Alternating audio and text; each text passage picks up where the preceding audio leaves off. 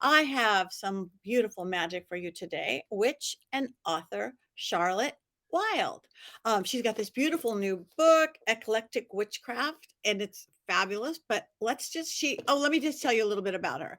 She is the owner of the occult shop Eclectic Charge, co-host of the Cosmic Cauldron podcast and article contributor at Pagan Pathos. She is a lifelong student of the occult, but more specifically, a practicing eclectic folk witch whose practice centers around the use of natural materials to create magic and further her connection with divinity.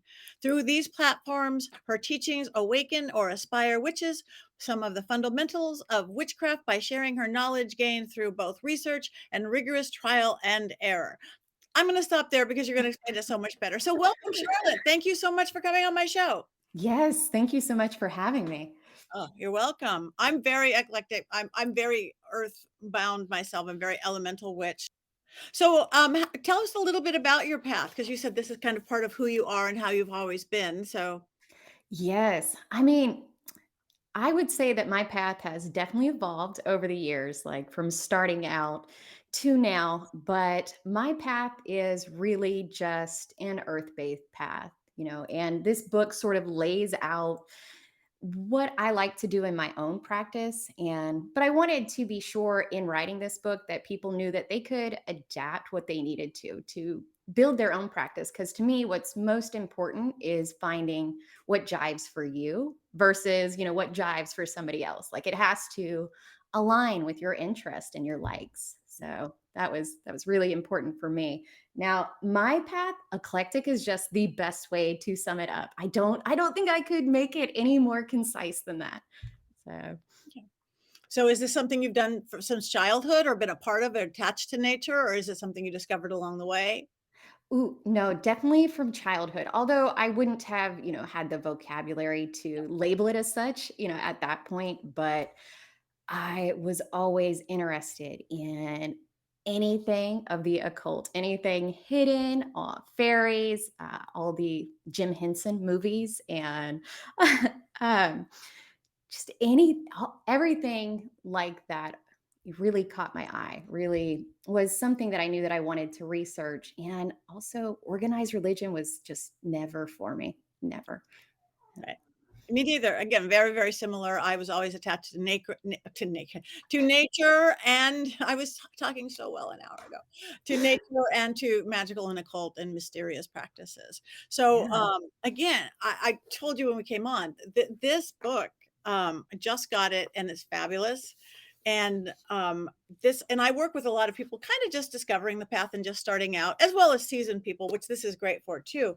But what this has a little bit of everything. What was the inspiration for you to write this? It started with my Instagram page, and I was teaching people bits and pieces of my practice through a visual format. But I would explain it underneath, in these captions. And I was like, I have to write this down at this point, just let's streamline this a little bit.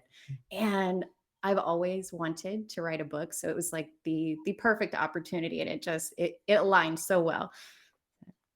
Oh, that's beautiful. Yeah. So for everybody listening, you start out with the basics of the craft and going into several different areas. Protection magic, magic of the year, wheel of the year, all these things that you kind of have to know if you decide I want to check out this path. And you do have a lot of spells and spell working. So tell us a little bit Yes. about how your spell working path and how you do things. Are you very elemental with that? Are you a real complicated witch? Are you a simple witch? For me, I really prefer simplicity. I do include a lot of spell jars in there, candle magic. The candle magic for me can be quite simple as well, even though, you can dress it up with herbs and oils and make it more elaborate. I tend to be very simple. So, yeah. Yeah, no, I'm more simple in all my work too. And I must say, you have a lot of spell jar magic. I probably more than I've ever seen in one book. So, Yes, yes, I love those because for me, it combines my herbs and it combines crystals and glass jars, which I have an obsession over. So So if somebody doesn't know, say what is a spell jar? now, a spell jar is a spell that is contained in a jar. Sometimes it's called container magic. There's sometimes it's called witches' bottles. And through this, you can combine your ingredients. Now, for me, that's typically herbs and crystals. And I choose them based on their correspondences and create these jars, with a specific purpose. But even with that, it also depends what you do with the spell jar afterwards. So for instance, like I would create a spell jar to make me sleep better. Now that one for me would go closer to my bedside. But I've also created a travel spell jar, and that one comes with me. Like I actually put it on a necklace, and I'll either wear it or place it somewhere, as I'm traveling. So Oh, that's beautiful. I do witches bottles, of course, and protection, and have them out around the house and everything. But and I've had a few things that I wear. So if somebody's going, okay, I do. So there's magic within the spell, the ritual that you are doing it. You've got all your ingredients. Now, if your spell jar is sitting by your bed, do you have to leave the jar open? Do you close it? They're gonna go, what? ooh, I actually do close mine, but I don't typically seal them unless it is something that I want sealed. Like there's symbolism in every step that you're taking. So for me, yeah, I'll put the little cork on it, but I wouldn't seal it unless it was maybe what's a good one for me to seal? Some of my protection spell jars. So those will get a good seal. Yeah. That's good. So, right now, I'm sure you know, I know when everything that's going on with everything, witchcraft is the largest growing religion right now or belief system. Yes. And again, I'm seeing just empowerment of people in general, men and women about stuff. Um, how does this work into your day to day life as who you are? Or Ooh, how do I've you suggest to other people going, "Oh, it's cool now. I want to be a witch," or "My life is not working this way I want to do, but what will it do for me?" I absolutely love that there is this surge of new witches coming aboard. Even in my personal life, I'm seeing people that are starting to dig into it, and it's awesome. It's amazing because I remember what it was like back in, for me it would have been the late 1990s, early 2000s, and it wasn't like this. Even though it was having a bit of a boom then as well with the movies that were coming out of that time, but not like it is today. And it's been fascinating. Anybody who comes up to me, I try to help them. Here's some pointers. Here's how you can get started. I welcome it. I think it's great. Yeah, I do too. Um, and yeah, and so much is based on movies and what we do. And I think what's happening now that seems different is that it's taken more seriously. Yes. It doesn't have to be a charm teen, which is great and all that, but it's like, oh wait, this is how I can live my life. This is an empowering way to live my life. So if Yes. somebody was just starting, like they just tuned in here and going, okay, this sounds fun, but where other than get your book, which I highly recommend, what would you say somebody do to in their life or to change their life or to change patterns or things to just like open step into that door? To step into it, oh, for me, self-reflection is one of the key components in because you have to start with having power over yourself. This comes from getting power over your mind, understanding yourself and what you're trying to accomplish. And then you can sort of take that further. And as far as like exploring, for me, it's explore what you're interested in. Like if runes call to you, if tarot calls to you, it's about exploring both yourself and your interest and coming up with a practice that works for you, something that feels really good at the end of the day. I think that is what spirituality should be. Like it's shouldn't be, it shouldn't be one size fits all. We're multifaceted beings, and Yes, we are indeed. You even wrote that in your book, which is I awesome. did. I did. Yeah, we are because it's. I think your spiritual path, whatever one you choose, it's basically a roadmap for how you to navigate this planet we're on for right now. Yeah. And versus the fear-based and control-based ones, this is, like you said, discover your own and empowering and step into it. Yeah. So yes, I guess first know thyself would be Yeah. Yes. You're very elemental and of the earth and very folk in what you do, and I wanna talk about that. I am too very elemental in my work. Um, I th I think that one way that we are all looking at and people are seeing, like, fairies and gnomes who never have before. I think that we are being guided by spirit or gods or God whatever, because we have to pay attention to this earth.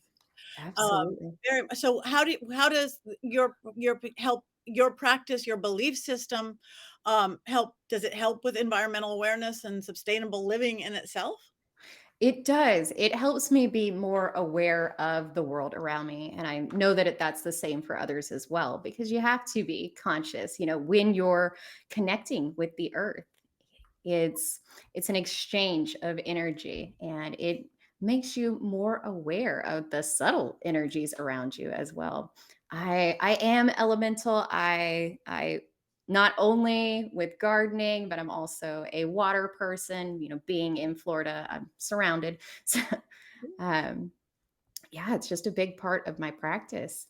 I work with a lot of people, I'm sure you work with a lot of people, and the world seems really overwhelmed right now, whether it's Yes. politics, life, aliens, war, pandemics, who knows? It's life goes on, but life goes on now with 24-hour TikTok, Instagram, and everything else. So if somebody's coming and be like, I like this witchcraft, I don't know what to do, but they're just overwhelmed. Do you have any? Because that's one of my big things. Because I know if you're folk work and all that, what would you suggest to somebody? Ooh, for me, overwhelmed, a lot of that comes from constant connect.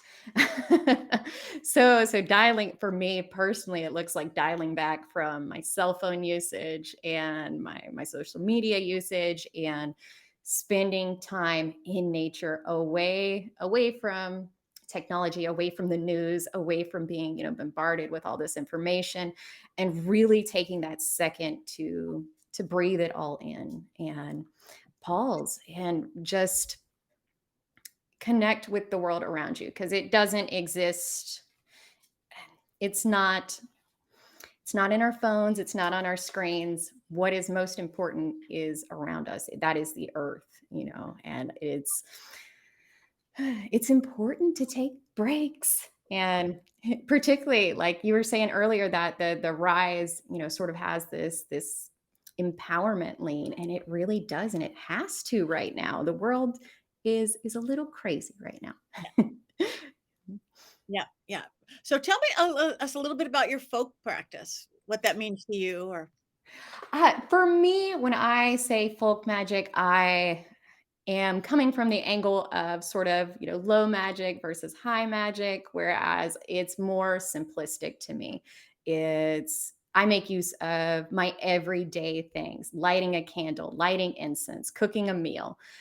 My practice is in my daily life. so, all right, everybody talks about again, because it is our own path and we do create our own path. And though we have beautiful books and things, there isn't an exact do this and don't do that. It's actually that's what we're straying away from, going away from traditional religion and belief systems. But if somebody's going, okay, oh, are you a good witch? Are you a bad witch? I would say I'm a good witch. Good means a lot of things. But how do you teach people to work ethics or mindful or ethicalness into their practice, or do you teach people that, or how does that work for you? It It depends on what you mean by ethics, and which I don't know if I classify myself as a good witch or a bad witch. I think I'm pretty neutral here in general. Yeah. Um, so as far as ethics, maybe from an environmental ethical standpoint, there I'll chime in. I have no issues with uh, I have no issues with hexing. I have no issues with that portion of magic either. So I don't typically approach that one, although it's not taught in my book. That's not something I'm going to voluntarily teach anybody. Yeah. So for me, I what I included in this book was, of course, my practice, and I just gave tips and tricks on how to be mindful of the environment. So, but And not. Oh, sorry. Good. No, no, that's perfect. I mean, and that's what to you. Because people, I won't use like white witch because we're everything. We are light, we are dark, we are yin, we are yang, and everything. I Yeah. just like good because I'm a big fan of Glenda, and good means a lot Ah, of things, which yes, is what I it's always true. I'm good. Yes. Yeah. Um, but it's so interesting because I think people have their own natural innate sense and of what to do and not to do. Not hex versus this versus that, but just like, am I blowing up the planet or right now, or am I blowing up my house right now? Am I Oh, okay. Yes, yes. So the misconceptions of witchcraft and that, it's considered evil. I've had to talk to a lot of people about that. In fact, I recently moved and I tried to pack. I hired movers, but I packed my stuff, but I left some things behind. One of the movers didn't come back because they thought it was evil. They would no longer assist me in moving my house. So even though like my husband found her and was like, no, I understand because he's Catholic and she was Catholic as well. He was like, no, it's pretty similar. It's more similar than it is different to him. So especially the Catholicism? It is. yeah, yeah, I tell him that all the time. Yeah. Oh, I had that once. I was carrying I clearings and I carry these big wicker baskets full of herbs and oils and things and little jars of whatever getting to places. And once my handle broke and I was in a parking lot of like a shopping mall and the handle broke and it splattered glass, herbs, incenses all over. And this cute little the maintenance guy at the place came up in his little golf cart and he's a woman in distress. He's helping me, but the fear I just saw, like, sweat dripping down, and He's instead like, of "Can I trying touch to help this?" me pick it up, he helped me and he just get in his golf cart and he left. I just know he's like, "Brewha," it's like, Yeah, yeah. I've had those experiences too. "I'm sorry." How do you balance the spiritual aspect of witchcraft and the practice of, witchcraft, with, like, your real life, the pragmatic realities of your day-to-day life, whatever we do? Do they you said that it is your life, so how does that Yeah. work for you? Or has it helped, or has it made it Um, with my day-to-day life, yes, it's 100% intertwined. My practice is a part of my daily life. That's a way for me to constantly connect. That said, I have had even recently, I've had, very formal, mundane jobs, and it doesn't necessarily intersect there. Although if they look at all the trinkets around my desk, they can usually figure things out without me having to explain. But no, for me, it really is. It's just a part of my daily life because that's a way for me to connect. And there's something beautiful about it being so simple and having that sort of constant access with spirituality versus having to go out of my way to do so. I agree wholeheartedly. We are the same. Do you have any specific like rituals or practices that you do, like a daily thing in the morning or night or anything like that? Daily thing is my coffee. A lot of the times that's my moon water. And if I don't use my moon water, I've also have some witchy brews here that I will use. And sometimes it's just as simple as stirring intentions into your coffee or banishing some stuff before you start your day. And candles, basic candles for me. I will light a candle or an incense and get myself in the zone to prepare for my day. I know you have a dog because you mentioned a dog, and I have a dog. Has your is your dog part of your practice or spell working at all? This is He isn't, but I also have a cat who is way more interested. Yeah, my dog is a German shepherd who right now is napping at my feet. But he's no interest in it whatsoever. what the cat does. Would Yes. you consider your cat your familiar or just I don't actually consider him my familiar, but he is my little protector and he is always interested in what I am doing. cool? That is good. Yeah, I have a dog and a cat too. Mine's German, but she's a dachshund. But maybe it's the German thing. That's like, I got my own.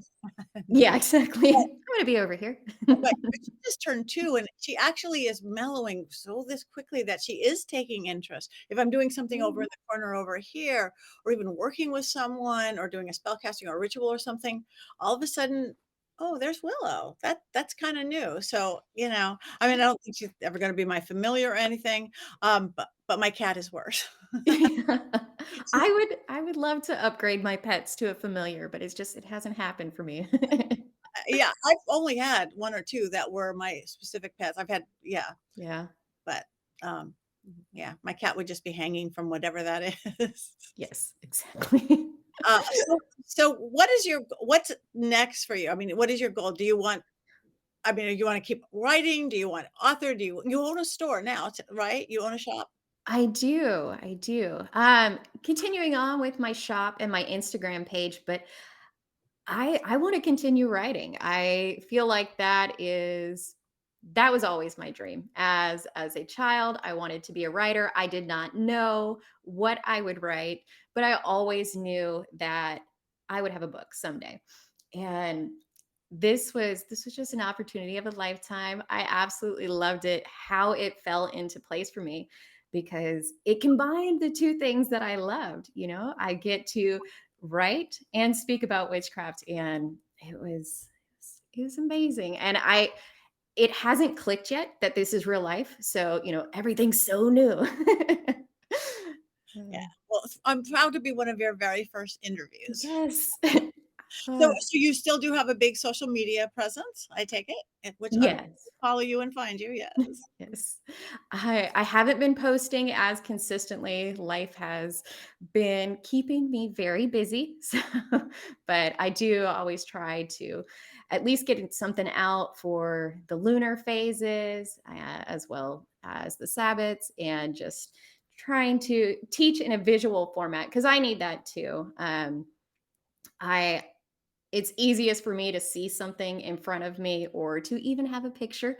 So it's a way to teach in multiple formats. And I did not realize that I enjoyed teaching so much, but I do.